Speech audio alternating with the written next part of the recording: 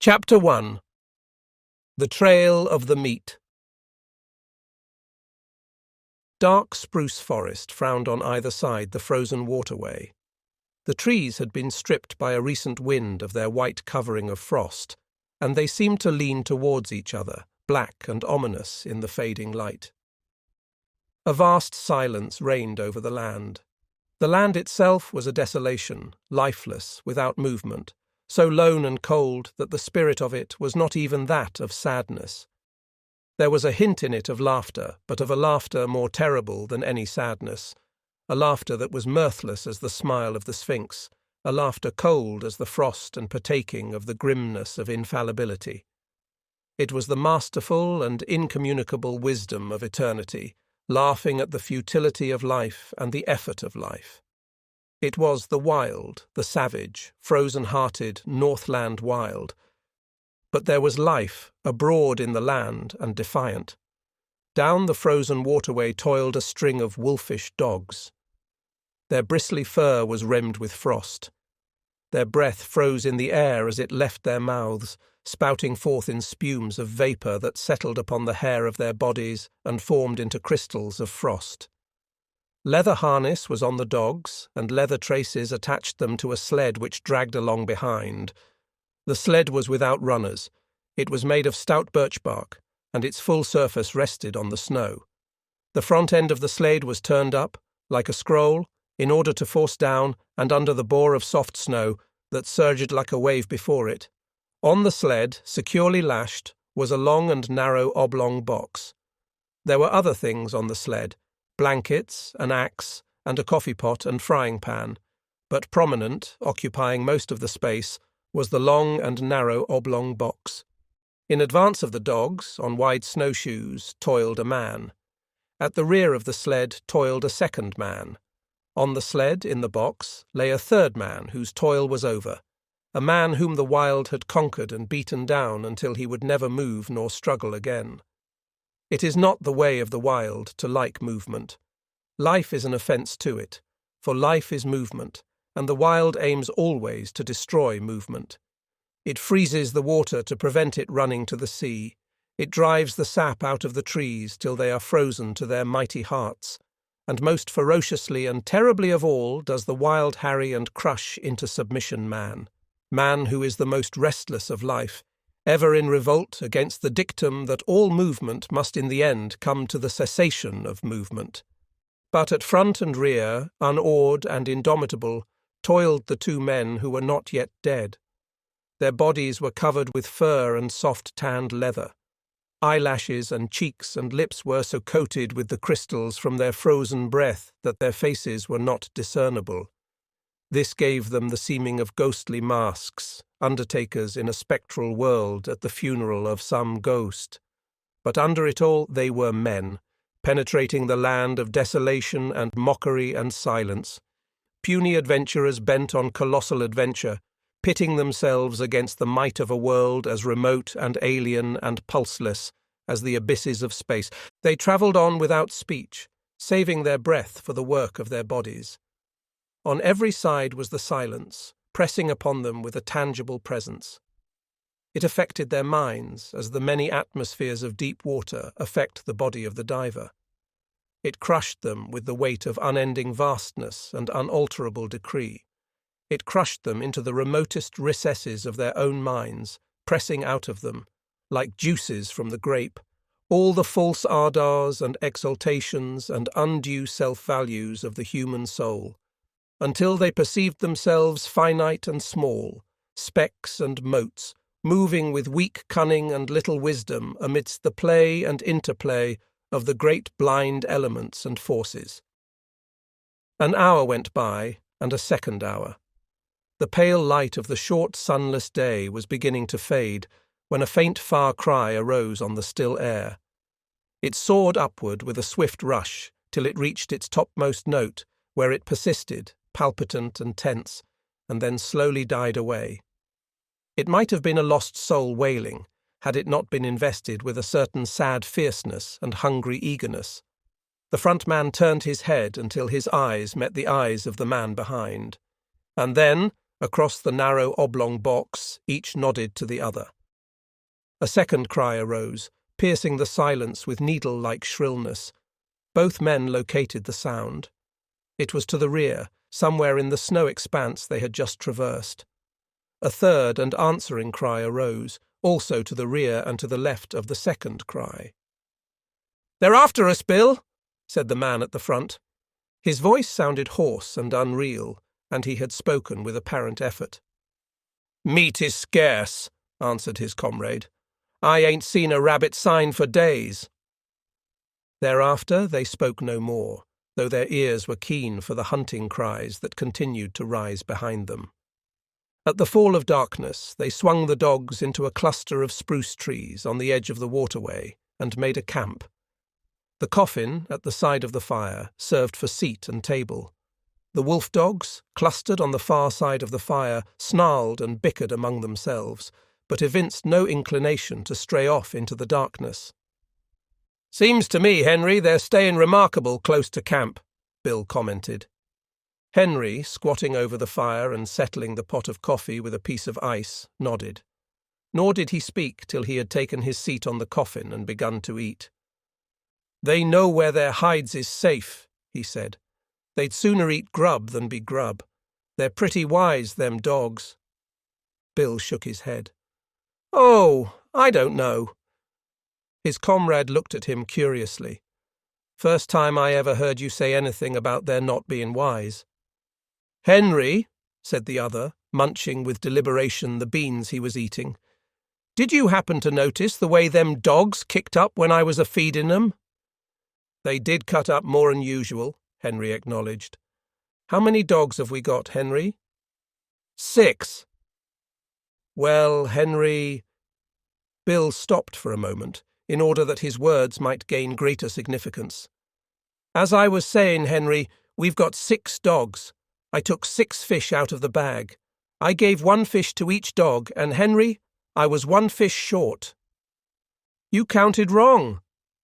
"We've got 6 dogs," the other reiterated dispassionately. "I took out 6 fish. 1 ear didn't get no fish. I came back to the bag afterward and got his fish." "We've only got 6 dogs," Henry said. "Henry," Bill went on, "I won't say they was all dogs, but there was 7 of 'em that got fish." Henry stopped eating to glance across the fire and count the dogs. "There's only 6 now," he said.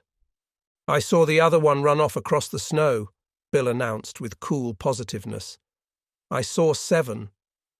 Henry looked at him commiseratingly and said, "I'll be almighty glad when this trip's over." "What do you mean by that?" Bill demanded. "I mean that this load of ourn is getting on your nerves and that you're beginning to see things." "I thought of that," Bill answered gravely. "And so, when I saw it run off across the snow, I looked in the snow and saw its tracks. Then I counted the dogs, and there was still 6 of 'em. The tracks is there in the snow now. Do you want to look at 'em? I'll show 'em to you." Henry did not reply, but munched on in silence until, the meal finished, he topped it with a final cup of coffee. He wiped his mouth with the back of his hand and said, "Then you're thinking as it was?" A long wailing cry, fiercely sad, from somewhere in the darkness, had interrupted him. He stopped to listen to it. Then he finished his sentence with a wave of his hand toward the sound of the cry. "One of them?" Bill nodded. "I'd a blame sight sooner think that than anything else. You noticed yourself the row the dogs made." Cry after cry, and answering cries, were turning the silence into a bedlam. From every side the cries arose, and the dogs betrayed their fear by huddling together and so close to the fire that their hair was scorched by the heat. Bill threw on more wood before lighting his pipe. "I'm thinking you're down in the mouth some," Henry said. "Henry." He sucked meditatively at his pipe for some time before he went on. "Henry, I was a-thinking what a blame sight luckier he is than you and me'll ever be." He indicated the third person by a downward thrust of the thumb to the box on which they sat. "You and me, Henry, when we die, We'll be lucky if we get enough stones over our carcasses to keep the dogs off of us." "But we ain't got people and money and all the rest like him," Henry rejoined. "Long-distance funerals is something you and me can't exactly afford." "What gets me, Henry, is what a chap like this, that's a lord or something in his own country, and that's never had to bother about grub nor blankets, why he comes a-butting round the God-forsaken ends of the earth. That's what I can't exactly see." "He might have lived to a ripe old age if he'd stayed at home," Henry agreed. Bill opened his mouth to speak, but changed his mind. Instead, he pointed towards the wall of darkness that pressed about them from every side. There was no suggestion of form in the utter blackness. Only could be seen a pair of eyes gleaming like live coals. Henry indicated with his head a second pair and a third. A circle of the gleaming eyes had drawn about their camp. Now and again a pair of eyes moved or disappeared to appear again a moment later. The unrest of the dogs had been increasing, and they stampeded in a surge of sudden fear to the near side of the fire, cringing and crawling about the legs of the men. In the scramble, one of the dogs had been overturned on the edge of the fire, and it had yelped with pain and fright as the smell of its singed coat possessed the air. The commotion caused the circle of eyes to shift restlessly for a moment and even to withdraw a bit, but it settled down again as the dogs became quiet. "Henry, it's a blame misfortune to be out of ammunition." Bill had finished his pipe and was helping his companion to spread the bed of fur and blanket upon the spruce boughs which he had laid over the snow before supper. Henry grunted and began unlacing his moccasins. "How many cartridges did you say you had left?" he asked. "3," came the answer, "and I wished it was 300. Then I'd show 'em what for, damn 'em." He shook his fist angrily at the gleaming eyes and began securely to prop his moccasins before the fire. "And I wish this cold snapped break," he went on. "It's been 50 below for 2 weeks now. And I wished I'd never started on this trip, Henry. I don't like the looks of it. I don't feel right, somehow. And while I'm wishing, I wished the trip was over and done with, and you and me a-sitting by the fire in Fort McGurry just about now and playing crib-a-gee. That's what I wished." Henry grunted and crawled into bed. As he dozed off, he was aroused by his comrade's voice. "Say, Henry, that other one that come in and got a fish, why didn't the dogs pitch into it? That's what's bothering me." "You're bothering too much, Bill," came the sleepy response. "You was never like this before. You just shut up now and go to sleep and you'll be all hunky-dory in the morning. Your stomach's sour, that's what's bothering you." The men slept, breathing heavily, side by side, under the one covering. The fire died down, and the gleaming eyes drew closer the circle they had flung about the camp. The dogs clustered together in fear, now and again snarling menacingly as a pair of eyes drew close. Once their uproar became so loud that Bill woke up. He got out of bed carefully, so as not to disturb the sleep of his comrade, and threw more wood on the fire. As it began to flame up, the circle of eyes drew farther back. He glanced casually at the huddling dogs. He rubbed his eyes and looked at them more sharply. Then he crawled back into the blankets. "Henry," he said. "Oh, Henry." Henry groaned as he passed from sleep to waking and demanded, "What's wrong now?" "Nothing," came the answer. "Only there's 7 of 'em again. I just counted." Henry acknowledged receipt of the information with a grunt that slid into a snore as he drifted back into sleep. In the morning it was Henry who awoke first and routed his companion out of bed. Daylight was yet 3 hours away, though it was already 6 o'clock, and in the darkness Henry went about preparing breakfast, while Bill rolled the blankets and made the sled ready for lashing. "Say, Henry," he asked suddenly, "how many dogs did you say we had?" 6. "Wrong," Bill proclaimed triumphantly. 7 again?" Henry queried. "No, 5. One's gone." "The hell!" Henry cried in wrath, leaving the cooking to come and count the dogs. "You're right, Bill," he concluded. "Fatty's gone. And he went like greased lightning once he got started. Couldn't have seen him for smoke." "No chance at all," Henry concluded. "They just swallowed 'em alive. I bet he was yelping as he went down their throats, damn 'em." "He always was a fool dog," said Bill. "But no fool dog ought to be fool enough to go off and commit suicide that way." He looked over the remainder of the team with a speculative eye that summed up instantly the salient traits of each animal.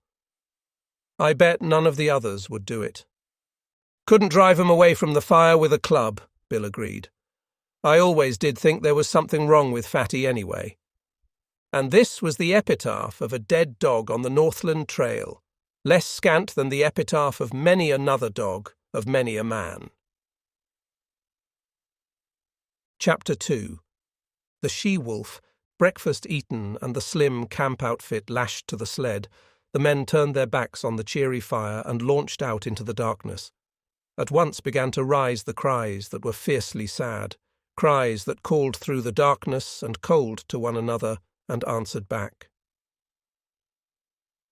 Conversation ceased. Daylight came at 9 o'clock. At midday the sky to the south warmed to rose colour, and marked where the bulge of the earth intervened between the meridian sun and the northern world. But the rose colour swiftly faded. The grey light of day that remained lasted until 3 o'clock, when it too faded, and the pall of the Arctic night descended upon the lone and silent land. As darkness came on, the hunting cries to right and left and rear drew closer, so close that more than once they sent surges of fear through the toiling dogs, throwing them into short-lived panics.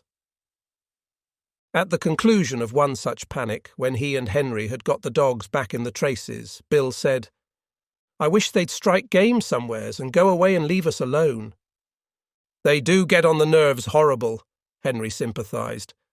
They spoke no more until camp was made.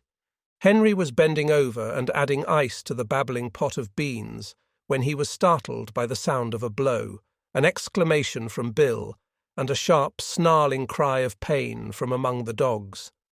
He straightened up in time to see a dim form disappearing across the snow into the shelter of the dark.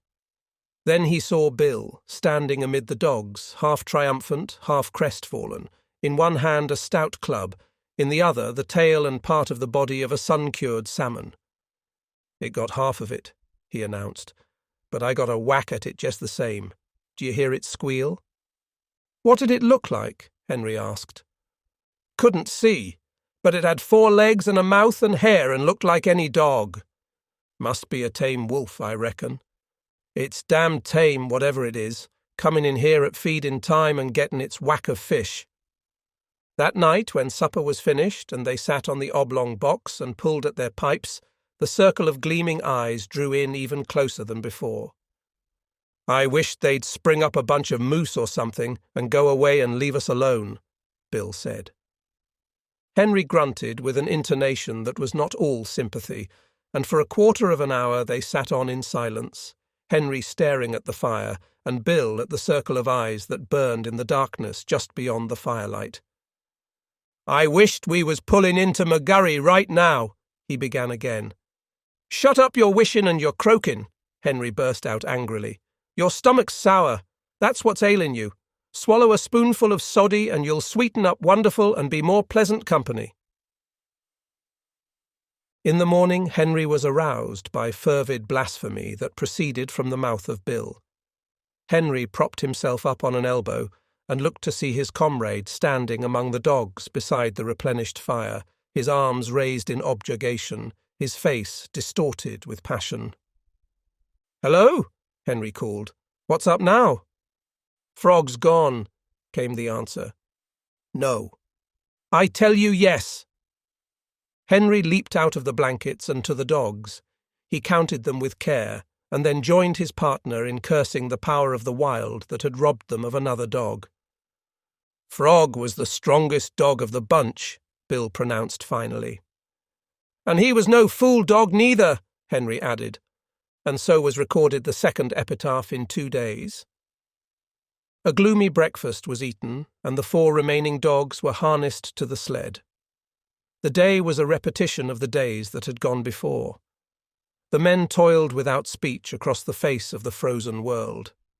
The silence was unbroken save by the cries of their pursuers that, unseen, hung upon their rear. With the coming of night in the mid-afternoon, the cries sounded closer as the pursuers drew in according to their custom, and the dogs grew excited and frightened, and were guilty of panics that tangled the traces and further depressed the two men. "There, that'll fix you fool critters," Bill said with satisfaction that night, standing erect at completion of his task. Henry left the cooking to come and see. Not only had his partner tied the dogs up, but he had tied them, after the Indian fashion, with sticks. About the neck of each dog he had fastened a leather thong. To this, and so close to the neck that the dog could not get his teeth to it, he had tied a stout stick 4 or 5 feet in length. The other end of the stick, in turn, was made fast to a stake in the ground by means of a leather thong. The dog was unable to gnaw through the leather at his own end of the stick. The stick prevented him from getting at the leather that fastened the other end. Henry nodded his head approvingly. "It's the only contraption that'll ever hold one ear," he said. "He can gnaw through leather as clean as a knife, and Jez about half as quick. They all'll be here in the morning hunky-dory." "You just bet they will," Bill affirmed. "If one of 'em turns up missing, I'll go without my coffee." "They just know we ain't loaded to kill," Henry remarked at bedtime, indicating the gleaming circle that hemmed them in. "If we could put a couple of shots into 'em, they'd be more respectful. They come closer every night. Get the firelight out of your eyes and look hard. There, did you see that one?" For some time the two men amused themselves with watching the movement of vague forms on the edge of the firelight. By looking closely and steadily at where a pair of eyes burned in the darkness, the form of the animal would slowly take shape. They could even see these forms move at times. A sound among the dogs attracted the men's attention. One ear was uttering quick, eager whines, lunging at the length of his stick toward the darkness, and desisting now and again in order to make frantic attacks on the stick with his teeth. "Look at that, Bill," Henry whispered. Full into the firelight, with a stealthy, sidelong movement, glided a dog-like animal. It moved with commingled mistrust and daring, cautiously observing the men, its attention fixed on the dogs. One ear strained the full length of the stick toward the intruder and whined with eagerness. "That fool One Ear don't seem scared much," Bill said in a low tone. "It's a she-wolf," Henry whispered back, "and that accounts for Fatty and Frog. She's the decoy for the pack. She draws out the dog, and then all the rest pitches in and eats 'em up." The fire crackled. A log fell apart with a loud spluttering noise. At the sound of it, the strange animal leaped back into the darkness. "Henry, I'm a-thinkin'," Bill announced. "Thinking what?" "I'm a-thinkin' that was the one I lambasted with the club." "Ain't the slightest doubt in the world," was Henry's response. "And right here I want to remark," Bill went on, that animal's familiarity with campfires is suspicious and immoral." "It knows for certain more'n a self-respecting wolf ought to know," Henry agreed. "A wolf that knows enough to come in with the dogs at feeding time has had experiences." "Old Villain had a dog once that run away with the wolves," Bill cogitates aloud. "I ought to know. I shot it out of the pack in a moose pasture over on Little Stick, and old Villain cried like a baby. Hadn't seen it for 3 years, he said. Been with the wolves all that time." "I reckon you've called the turn, Bill. That wolf's a dog, and it's eaten fish many's the time from the hand of man. And if I get a chance at it, that wolf that's a dog'll be jest meat," Bill declared. "We can't afford to lose no more animals." "But you've only got 3 cartridges," Henry objected. "I'll wait for a dead sure shot," was the reply. In the morning, Henry renewed the fire and cooked breakfast to the accompaniment of his partner's snoring. "You was sleeping just too comfortable for anything," Henry told him as he routed him out for breakfast. "I hadn't the heart to rouse you." Bill began to eat sleepily. He noticed that his cup was empty and started to reach for the pot. But the pot was beyond arm's length and beside Henry. "Say, Henry," he chided gently, "ain't you forgot something? Henry looked about with great carefulness and shook his head. Bill held up the empty cup. "You don't get no coffee?" Henry announced. "Ain't run out?" Bill asked anxiously. "Nope." "Ain't thinking it'll hurt my digestion?" "Nope." A flush of angry blood pervaded Bill's face. "Then it's jest warm and anxious I am to be hearing you explain yourself," he said. "Spanker's gone," Henry answered. Without haste, with the air of one resigned to misfortune, Bill turned his head, and from where he sat counted the dogs. "How'd it happen?" he asked apathetically. Henry shrugged his shoulders. "Don't know. Unless One Ear gnawed 'em loose. He couldn't have done it himself, that's sure." "The darned cuss." Bill spoke gravely and slowly, with no hint of the anger that was raging within. "Jess, because he couldn't chew himself loose, he chews Spanker loose." "Well, Spanker's troubles is over anyway.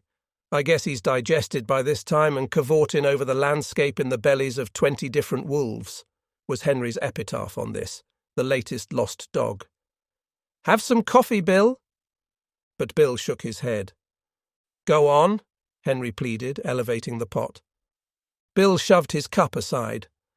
"I'll be ding-dong-dangered if I do. I said I wouldn't if Airy Dog turned up missing, and I won't." "It's darn good coffee," Henry said enticingly. But Bill was stubborn, and he ate a dry breakfast washed down with mumbled curses at One Ear for the trick he had played. "I'll tie 'em up out of reach of each other tonight," Bill said as they took the trail. They had travelled little more than 100 yards, when Henry, who was in front, bent down and picked up something with which his snowshoe had collided. It was dark and he could not see it, but he recognized it by the touch. He flung it back so that it struck the sled and bounced along until it fetched up on Bill's snowshoes. "Maybe you'll need that in your business," Henry said. Bill uttered an exclamation. It was all that was left of Spanker, the stick with which he had been tied. "They ate 'em hide and all," Bill announced. "The stick's as clean as a whistle. They've ate the leather off on both ends. They're damn hungry, Henry, and they'll have you and me guessing before this trip's over." Henry laughed defiantly. "I ain't been trailed this way by wolves before, but I've gone through a whole lot worse and kept my health. Takes more'n a handful of them pesky critters to do for yours truly, Bill, my son." I don't know," Bill muttered ominously. "Well, you'll know all right when we pull into McGurry." "I ain't feeling special enthusiastic," Bill persisted. "You're off colour. That's what's the matter with you," Henry dogmatized. "What you need is quinine, and I'm going to dose you up stiff as soon as we make McGurry." Bill grunted his disagreement with the diagnosis and lapsed into silence. The day was like all the days. Light came at 9 o'clock. At 12 o'clock the southern horizon was warmed by the unseen sun, and then began the cold grey of afternoon that would merge 3 hours later into night. It was just after the sun's futile effort to appear that Bill slipped the rifle from under the sled lashings and said, "You keep right on, Henry. I'm going to see what I can see." "You'd better stick by the sled," his partner protested. "You've only got 3 cartridges, and there's no telling what might happen." "Who's croaking now?" Bill demanded triumphantly. Henry made no reply and plodded on alone, though often he cast anxious glances back into the grey solitude where his partner had disappeared. An hour later, taking advantage of the cut-offs around which the sled had to go, Bill arrived.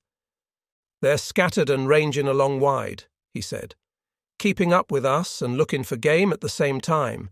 You see, they're sure of us, only they know they've got to wait to get us. In the meantime, they're willing to pick up anything eatable that comes handy." "You mean they think they're sure of us?" Henry objected pointedly. But Bill ignored him. "I seen some of them. They're pretty thin. They ain't had a bite in weeks, I reckon, outside of Fatty and Frog and Spanker, and there's so many of 'em that didn't go far. They're remarkable thin. Their ribs is like washboards, and their stomachs is right up against their backbones. They're pretty desperate, I can tell you, They'll be going mad yet, and then watch out." A few minutes later, Henry, who was now travelling behind the sled, emitted a low, warning whistle. Bill turned and looked, then quietly stopped the dogs. To the rear, from around the last bend and plainly into view, on the very trail they had just covered, trotted a furry, slinking form. Its nose was to the trail, and it trotted with a peculiar, sliding, effortless gait. When they halted, it halted, throwing up its head and regarding them steadily with nostrils that twitched as it caught and studied the scent of them. "It's the she-wolf," Bill answered. The dogs had lain down in the snow, and he walked past them to join his partner in the sled. Together they watched the strange animal that had pursued them for days, and that had already accomplished the destruction of half their dog team. After a searching scrutiny, the animal trotted forward a few steps. This it repeated several times, till it was a short 100 yards away. It paused, head up, close by a clump of spruce trees, and with sight and scent studied the outfit of the watching men. It looked at them in a strangely wistful way, after the manner of a dog, but in its wistfulness there was none of the dog affection. It was a wistfulness bred of hunger, as cruel as its own fangs, as merciless as the frost itself. It was large for a wolf, its gaunt frame advertising the lines of an animal that was among the largest of its kind. "Stands pretty close to 2.5 feet at the shoulders," Henry commented, "and I'll bet it ain't far from 5 feet long." "Kind of strange colour for a wolf," was Bill's criticism. "I never seen a red wolf before. Looks almost cinnamon to me." The animal was certainly not cinnamon-coloured. Its coat was the true wolf coat. The dominant colour was grey, and yet there was to it a faint reddish hue. A hue that was baffling, that appeared and disappeared. That was more like an illusion of the vision. Now grey, distinctly grey, and again giving hints and glints of a vague redness of colour not classifiable in terms of ordinary experience. "Looks for all the world like a big husky sled dog," Bill said. "I wouldn't be surprised to see it wag its tail." "Hello, you husky," he called. "Come here, you whatever your name is." "Ain't a bit scared of you?" Henry laughed. Bill waved his hand at it threateningly and shouted loudly, but the animal betrayed no fear. The only change in it that they could notice was an accession of alertness. It still regarded them with the merciless wistfulness of hunger. They were meat, and it was hungry, and it would like to go in and eat them if it dared. "Look here, Henry," Bill said, unconsciously lowering his voice to a whisper because of what he imitated. "We've got 3 cartridges, but it's a dead shot. Couldn't miss it. It's got away with 3 of our dogs, and we ought to put a stop to it. What do you say?" Henry nodded his consent. Bill cautiously slipped the gun from under the sled lashing. The gun was on the way to his shoulder, but it never got there. For in that instant the she-wolf leaped sidewise from the trail into the clump of spruce trees and disappeared. The 2 men looked at each other. Henry whistled long and comprehendingly. "I might have knowed it," Bill chided himself aloud as he replaced the gun. "Of course, a wolf that knows enough to come in with the dogs at feeding time and know all about shooting irons. I tell you right now, Henry, that critter's the cause of all our trouble. We'd have 6 dogs at the present time, 'stead of 3, if it wasn't for her. And I tell you right now, Henry, I'm going to get her. She's too smart to be shot in the open, but I'm going to lay for her. I'll bushwhack her as sure as my name is Bill." "You needn't stray off too far in doing it," his partner admonished. "If that pack ever starts to jump you, them 3 cartridges 'd be worth no more'n 3 whoops in hell. Them animals is damn hungry, and once they start in, they'll sure get you, Bill." They camped early that night. 3 dogs could not drag the sled so fast nor for so long hours as could 6, and they were showing unmistakable signs of playing out. And the men went early to bed, Bill first seeing to it that the dogs were tied out of gnawing reach of one another. But the wolves were growing bolder, and the men were aroused more than once from their sleep. So near did the wolves approach that the dogs became frantic with terror, and it was necessary to replenish the fire from time to time in order to keep the adventurous marauders at safer distance. "I've heard sailors talk of sharks following a ship," Bill remarked, as he crawled back into the blankets after one such replenishing of the fire. "Well, them wolves is land sharks. They know their business better'n we do, and they ain't a-holding our trail this way for their health. They're going to get us. They're sure going to get us, Henry." "They've half got you a-ready a-talking like that," Henry retorted sharply. "A man's half licked when he says he is, and you're half eaten from the way you're going on about it." "They've got away with better men than you and me," Bill answered. "Oh, shet up your croaking. You make me all fired tired." Henry rolled over angrily on his side, but was surprised that Bill made no similar display of temper. This was not Bill's way, for he was easily angered by sharp words. Henry thought long over it before he went to sleep, and as his eyelids fluttered down and he dozed off, the thought in his mind was, "There's no mistaking it, Bill's almighty blue. I'll have to cheer him up tomorrow." Chapter 3. The Hunger Cry. The day began auspiciously. They had lost no dogs during the night, and they swung out upon the trail and into the silence, the darkness, and the cold with spirits that were fairly light. Bill seemed to have forgotten his forebodings of the previous night, and even waxed facetious with the dogs when, at midday, they overturned the sled on a bad piece of trail. It was an awkward mix-up. The sled was upside down and jammed between a tree trunk and a huge rock, and they were forced to unharness the dogs in order to straighten out the tangle.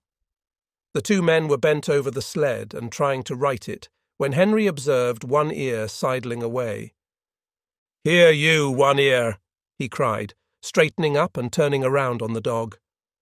But One Ear broke into a run across the snow, his traces trailing behind him. And there, out in the snow of their back track, was the she-wolf waiting for him. As he neared her, he became suddenly cautious. He slowed down to an alert and mincing walk, and then stopped. He regarded her carefully and dubiously, yet desirefully. She seemed to smile at him, showing her teeth in an ingratiating rather than a menacing way. She moved toward him a few steps, playfully, and then halted. One Ear drew near to her, still alert and cautious, his tail and ears in the air, his head held high.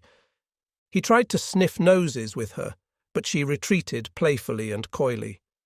Every advance on his part was accompanied by a corresponding retreat on her part. Step by step, she was luring him away from the security of his human companionship. Once, as though a warning had in vague ways flitted through his intelligence, he turned his head and looked back at the overturned sled, at his teammates, and at the two men who were calling to him.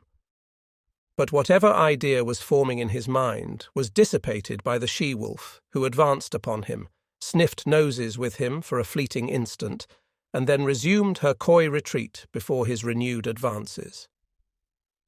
In the meantime, Bill had bethought himself of the rifle. But it was jammed beneath the overturned sled, and by the time Henry had helped him to right the load, One Ear and the she-wolf were too close together and the distance too great to risk a shot. Too late One Ear learned his mistake. Before they saw the cause, the two men saw him turn and start to run back toward them.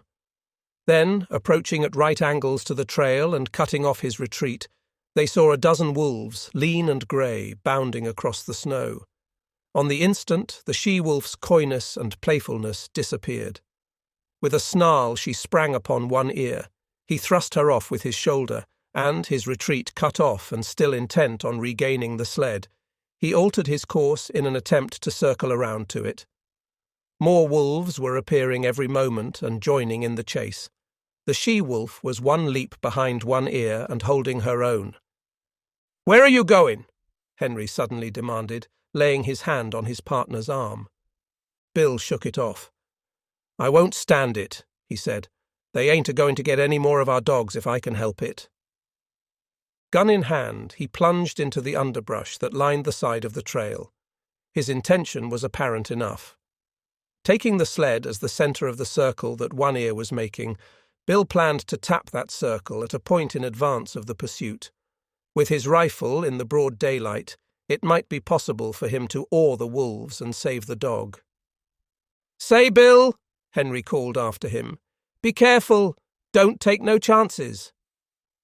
Henry sat down on the sled and watched. There was nothing else for him to do. Bill had already gone from sight, but now and again, appearing and disappearing amongst the underbrush and the scattered clumps of spruce, could be seen One Ear. Henry judged his case to be hopeless. The dog was thoroughly alive to its danger, but it was running on the outer circle while the wolf pack was running on the inner and shorter circle. It was vain to think of One Ear so outdistancing his pursuers as to be able to cut across their circle in advance of them and to regain the sled. The different lines were rapidly approaching a point. Somewhere out there in the snow, screened from his sight by trees and thickets, Henry knew that the wolf pack, One Ear, and Bill were coming together. All too quickly, far more quickly than he had expected, it happened. He heard a shot, then two shots, in rapid succession, and he knew that Bill's ammunition was gone. Then he heard a great outcry of snarls and yelps. He recognized One Ear's yell of pain and terror, and he heard a wolf cry that bespoke a stricken animal, and that was all. The snarls ceased. The yelping died away. Silence settled down again over the lonely land. He sat for a long while upon the sled. There was no need for him to go and see what had happened. He knew it as though it had taken place before his eyes. Once he roused with a start and hastily got the axe out from underneath the lashings. But for some time longer he sat and brooded, the two remaining dogs crouching and trembling at his feet. At last he arose in a weary manner, as though all the resilience had gone out of his body, and proceeded to fasten the dogs to the sled. He passed a rope over his shoulder, a man-trace, and pulled with the dogs. He did not go far. At the first hint of darkness he hastened to make a camp, and he saw to it that he had a generous supply of firewood. He fed the dogs, cooked and ate his supper, and made his bed close to the fire. But he was not destined to enjoy that bed. Before his eyes closed, the wolves had drawn too near for safety. It no longer required an effort of the vision to see them. They were all about him and the fire in a narrow circle, and he could see them plainly in the firelight, lying down, sitting up, crawling forward on their bellies, or slinking back and forth. They even slept. Here and there he could see one curled up in the snow like a dog, taking the sleep that was now denied himself. He kept the fire brightly blazing, for he knew that it alone intervened between the flesh of his body and their hungry fangs. His two dogs stayed close by him, one on either side, leaning against him for protection, crying and whimpering, and at times snarling desperately when a wolf approached a little closer than usual. At such moments, when his dogs snarled, the whole circle would be agitated, the wolves coming to their feet and pressing tentatively forward, a chorus of snarls and eager yelps rising about him. Then the circle would lie down again, and here and there a wolf would resume its broken nap. But this circle had a continuous tendency to draw in upon him. Bit by bit, an inch at a time, with here a wolf bellying forward, and there a wolf bellying forward, the circle would narrow until the brutes were almost within springing distance. Then he would seize brands from the fire and hurl them into the pack. A hasty drawing back always resulted, accompanied by angry yelps and frightened snarls, when a well-aimed brand struck and scorched a too daring animal. Morning found the man haggard and worn, wide-eyed from want of sleep. He cooked breakfast in the darkness, and at 9 o'clock, when, with the coming of daylight, the wolf pack drew back, he set about the task he had planned through the long hours of the night. Chopping down young saplings, he made them crossbars of a scaffold by lashing them high up to the trunks of standing trees. Using the sled lashing for a heaving rope, and with the aid of the dogs, he hoisted the coffin to the top of the scaffold. "They got Bill, and they may get me, but they'll sure never get you, young man," he said, addressing the dead body in its tree sepulchre. Then he took the trail, the lightened sled bounding along behind the willing dogs, for they too knew that safety lay open in the gaining of Fort McGurry. The wolves were now more open in their pursuit, trotting sedately behind and ranging along on either side, their red tongues lolling out, their lean sides showing the undulating ribs with every movement. They were very lean, mere skin bags stretched over bony frames with strings for muscles, so lean that Henry found it in his mind to marvel that they still kept their feet and did not collapse forthright in the snow. He did not dare travel until dark. At midday, not only did the sun warm the southern horizon, but it even thrust its upper rim, pale and golden, above the skyline. He received it as a sign. The days were growing longer, the sun was returning. But scarcely had the cheer of its light departed than he went into camp. There were still several hours of grey daylight and sombre twilight, and he utilized them in chopping an enormous supply of firewood. With night came horror. Not only were the starving wolves growing bolder, but lack of sleep was telling upon Henry. He dozed despite himself, crouching by the fire, the blankets about his shoulders, the axe between his knees, and on either side a dog pressing close against him. He awoke once and saw in front of him, not a dozen feet away, a big grey wolf, one of the largest of the pack. And even as he looked, the brute deliberately stretched himself after the manner of a lazy dog, yawning full in his face and looking upon him with a possessive eye, as if, in truth, he were merely a delayed meal that was soon to be eaten. This certitude was shown by the whole pack, fully a score he could count, staring hungrily at him or calmly sleeping in the snow. They reminded him of children gathered about a spread table and awaiting permission to begin to eat, and he was the food they were to eat. He wondered how and when the meal would begin. As he piled wood on the fire, he discovered an appreciation of his own body which he had never felt before. He watched his moving muscles and was interested in the cunning mechanism of his fingers. By the light of the fire he crooked his fingers slowly and repeatedly, now one at a time, now all together, spreading them wide or making quick gripping movements. He studied the nail formation and prodded the fingertips, now sharply and again softly, gauging the while the nerve sensations produced. It fascinated him, and he grew suddenly fond of this subtle flesh of his that worked so beautifully and smoothly and delicately.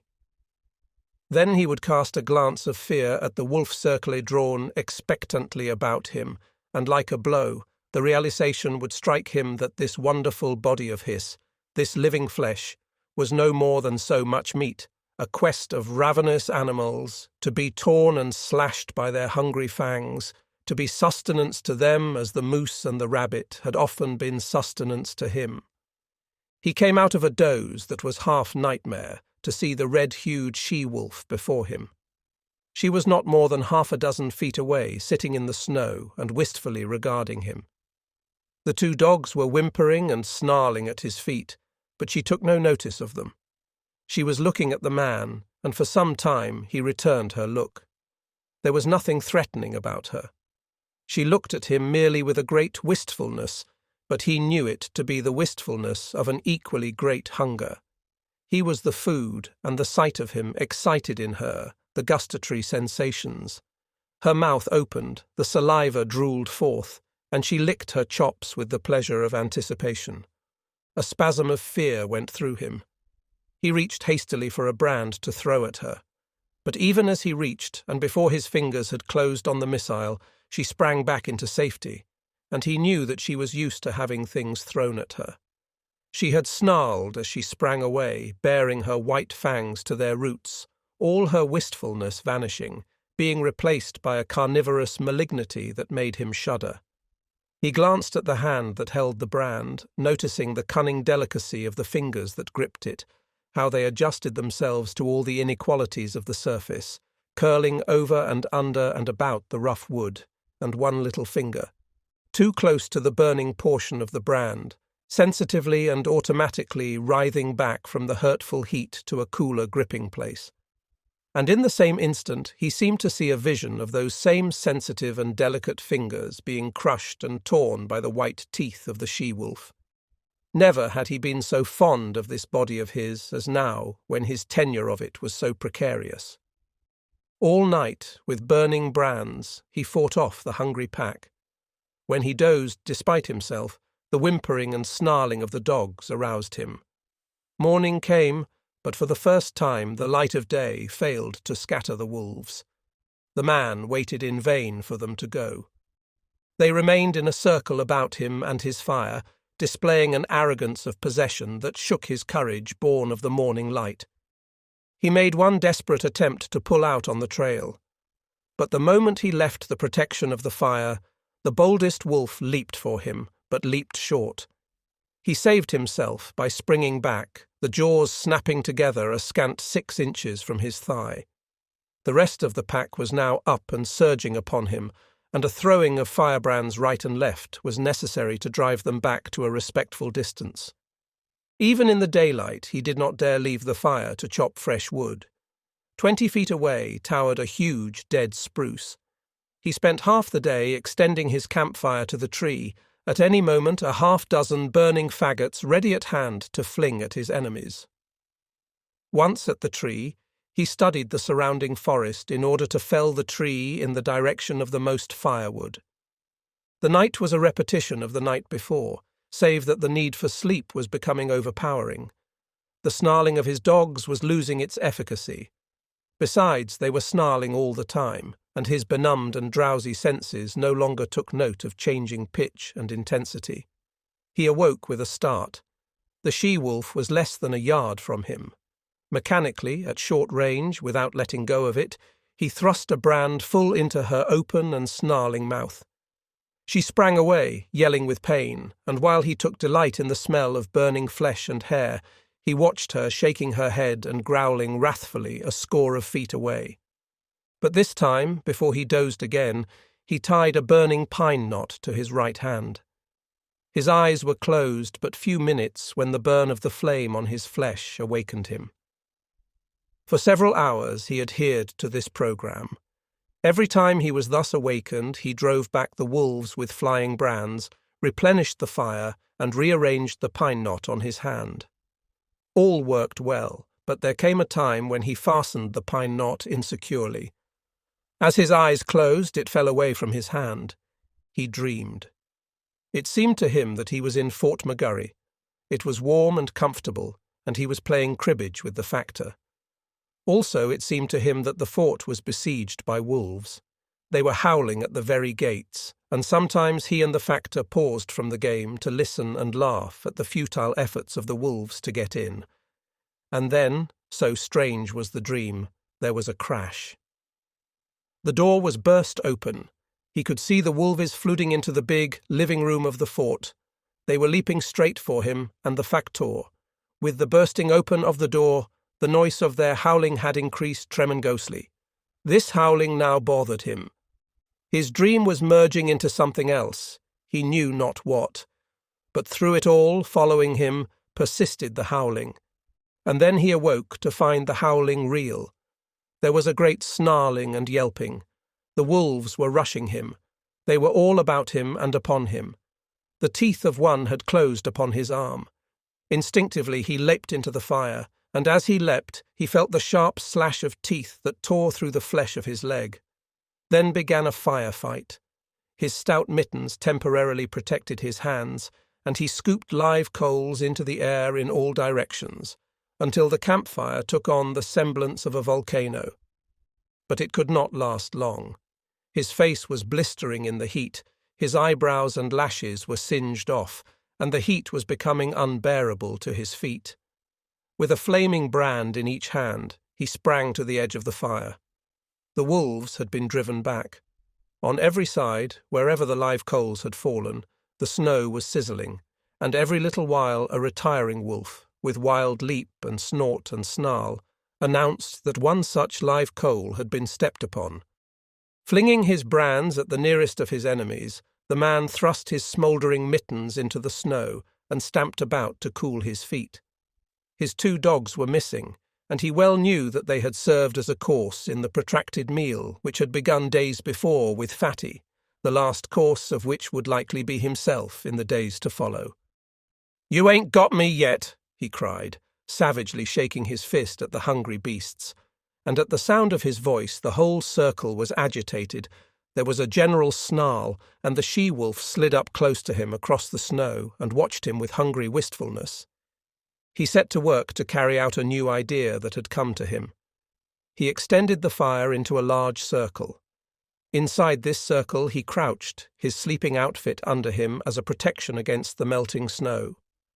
When he had thus disappeared within his shelter of flame, the whole pack came curiously to the rim of the fire to see what had become of him. Hitherto they had been denied access to the fire, and they now settled down in a close-drawn circle, like so many dogs, blinking and yawning and stretching their lean bodies in the unaccustomed warmth. Then the she-wolf sat down, pointed her nose at a star, and began to howl. One by one the wolves joined her, till the whole pack, on haunches, with noses pointed skyward, was howling its hunger cry. Dawn came, and daylight. The fire was burning low. The fuel had run out, and there was need to get more. The man attempted to step out of his circle of flame, but the wolves surged to meet him. Burning brands made them spring aside, but they no longer sprang back. In vain he strove to drive them back. As he gave up and stumbled inside his circle, a wolf leapt for him, missed, and landed with all 4 feet in the coals. It cried out with terror, at the same time snarling, and scrambled back to cool its paws in the snow. The man sat down on his blankets in a crouching position. His body leaned forward from the hips. His shoulders, relaxed and drooping, and his head on his knees, advertised that he had given up the struggle. Now and again he raised his head to note the dying down of the fire. The circle of flame and coals was breaking into segments with openings in between. These openings grew in size, the segments diminished. "I guess you can come and get me any time," he mumbled. "Anyway, I'm going to sleep." Once he awakened, and in an opening in the circle, directly in front of him, he saw the she-wolf gazing at him. Again he awakened, a little later, though it seemed hours to him. A mysterious change had taken place, so mysterious a change that he was shocked wider awake. Something had happened. He could not understand at first. Then he discovered it. The wolves were gone. Remained only the trampled snow to show how closely they had pressed him. Sleep was welling up and gripping him again. His head was sinking down upon his knees when he roused with a sudden start. There were cries of men and churn of sleds, the creaking of harnesses and the eager whimpering of straining dogs. 4 sleds pulled in from the riverbed to the camp among the trees. 6 men were about the man who crouched in the centre of the dying fire. They were shaking and prodding him into consciousness. He looked at them like a drunken man and maundered in strange, sleepy speech. "Red she-wolf. Come in with the dogs at feedin' time. First she ate the dog food, then she ate the dogs, and after that she ate